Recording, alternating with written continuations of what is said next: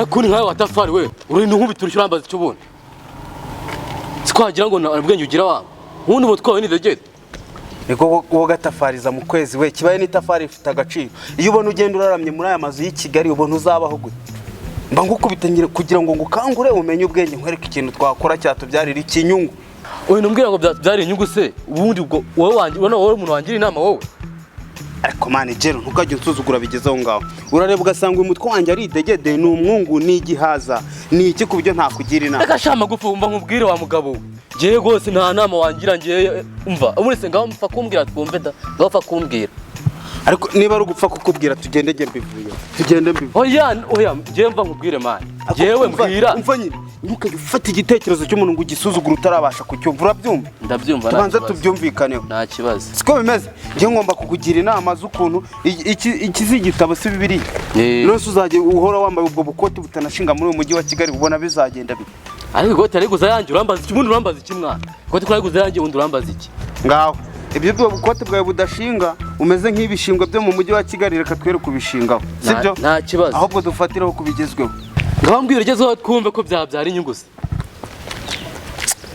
niba rero uri kubisuzugura ikiza nuko twabyora cyangwa njye nkajya kubyikorera njyenyine kuko n'umushinga nawukora njyenyine nta kibazo umva nkubwire niba wumva ko wabikora wenyine nta kibazo genda ubikore ubwo ubona utankeneye vuba tugenda ariko ntuzongere kunsuzugura ntarebe imana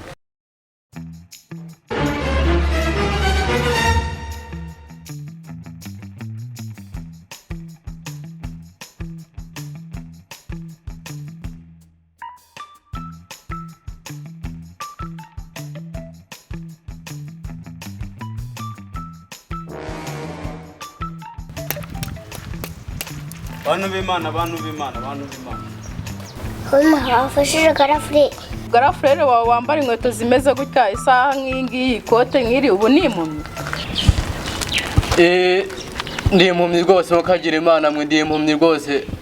gusa kuba uri impumyi ntawe uvuze kwambara nabi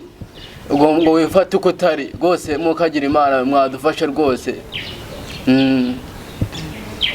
imana izabaho umugisha rwose murakoze imana ibaha umugisha imana ibaha umugisha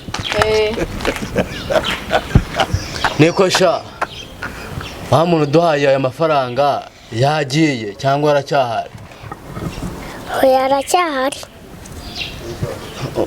aracyahari umva ari hafi uracyanyeneye nagiraga ngo mbabwire rwose uriya muntu w'urugo ntimumuhe uriya arabona none se kuki uba wumva ko umuntu yaguha we ntibamuhe oya uriya arabona areka njye ndi impumyi ariko uriya arabona ndabizi neza arabona ndabizi njye mpagaze amaguru yanjye abiri arabona nta kibazo yego murakoze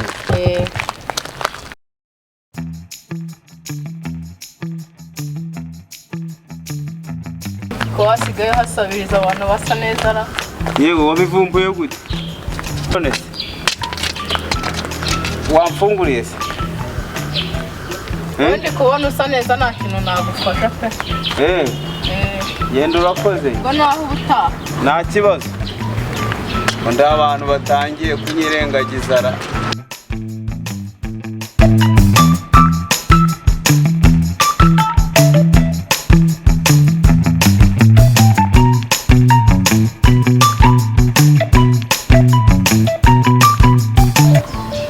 muntu wema mwatugiriye impuhwe rwose mwatugiriye impuhwe mwadufasha mwadusayidira rwose ese aba bantu bose nyagenda mbona ku muhanda bavuga ngo barahumye ubu nibyo koko ubundi harimo n'ababeshya hari n'ikindi mbonye hari haruguru oya nibyo rwose ntabwo twabeshya buse twabeshya wakwifuriza ibi koko uyu ni umwana wawe se uyu nguyu ni murumuna wanjye kamuna kanjye gatoya